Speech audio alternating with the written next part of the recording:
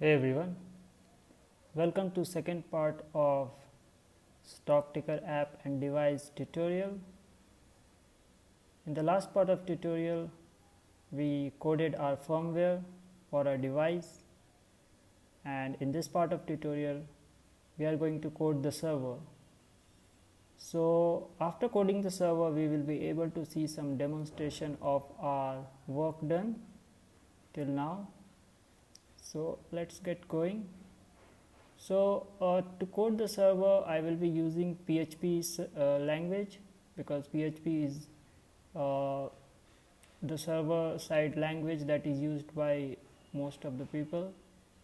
It is easy to understand, so for the to create clear the concept of this tutorial I will be using this PHP. You can use any other language if you want with same logic.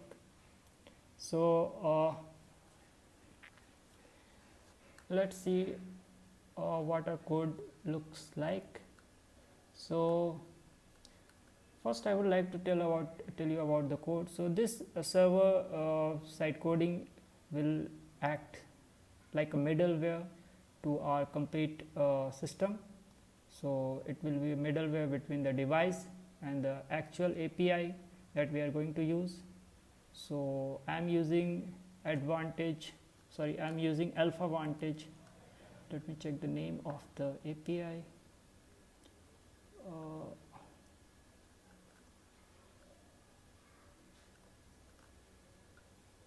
Yeah, I am using AlphaVantage.co API.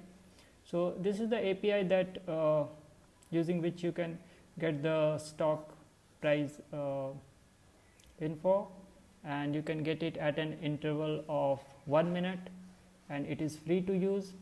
So you cannot get you cannot set the time interval less than 1 minute. So the maximum interval that can be set is 1 minute, and it's free API, so I'm using this. So now let's see how we have coded this server API. So here you can see that we have one file, that is connect.php, where we are establishing a connection to the server, that is the PHP server that we have. And if you are familiar with PHP, then this code must be familiar to you as well. Okay, let's move on. So the next file that we are going to code is server.php, where we are using connect.php to establish connection with our server database. And what's going on here? So here we are, first thing that we are doing is that we are fetching the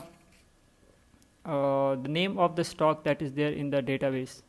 So the first thing that we have to do is that we have to create a record, the record with the fields ID, name and price, and ID will be primary and auto increment. So we need to insert one record for these fields, and you can enter any record because this will be updated later on. But the stock name that you will use, for the same stock name your price will keep updating. So I am using Apple stock. So Apple stock's name, actual name is, or you can say the ID of the Apple stock is AAPL. So I am using that in my database. So you can use any other stock name, just make sure that you use the stock symbol or stock ID and not the long name of the stock. So that's it. And you need to create a API with AlphaVantage.co website. So only after creating an API you will be able to use the API service.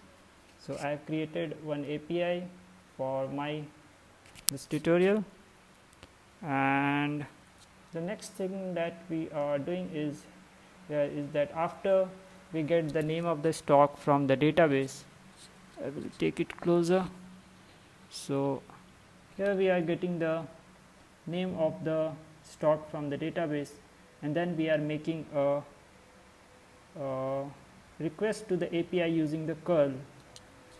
So using curl we are making request, and in the response we are getting JSON response, and in the JSON response we are getting the name and the price of the stock. So once we get the name and the price of the stock, we are simply updating the database with the name and price. So that's all that's going on in this code. And once you have coded this server.php, then next thing that you can do is that you can set a cron job with set cron.com. I will show you the website.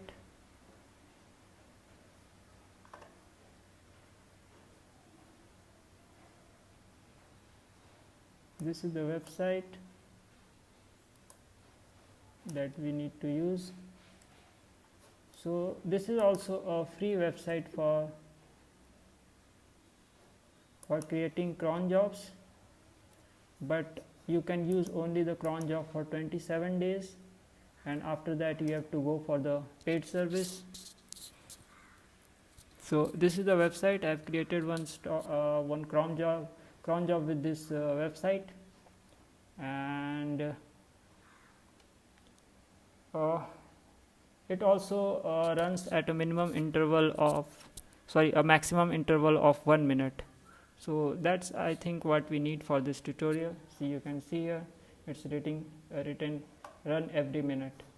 So that's what is going on. So once your this server files you have coded, then you can just the URL of this server.php you can set in this cron job website like this, something like this, and you can start the cron job, and after every 1 minute the price of the stock will keep updating in the database. So that's what we are doing in the server. And one more thing that we are left with, so that we can run a full-fledged demonstration, is that we need to create an index.php file, and we need to add this code to it. So in this code we are doing nothing different but just fetching the record from the database, and we are printing it or returning it in form of JSON data.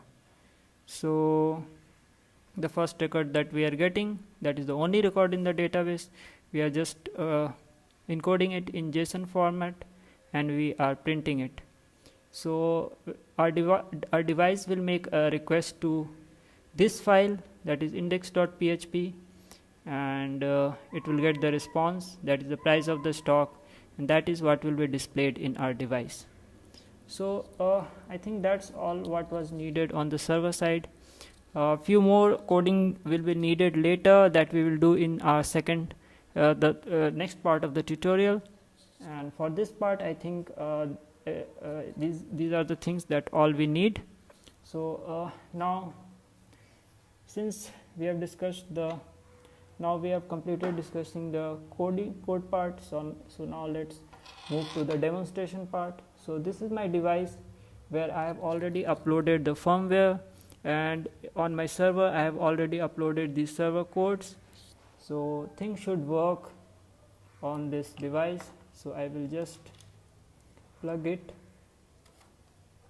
Okay, so the device is turning on, and you can see that Apple stock is there, AAPL, and the price is 191.33. So let's check the price of Apple stock.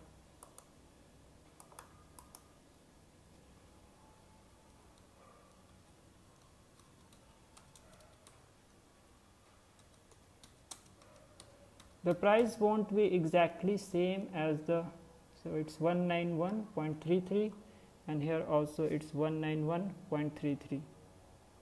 So you can see that the price will be mostly same as that of what's online.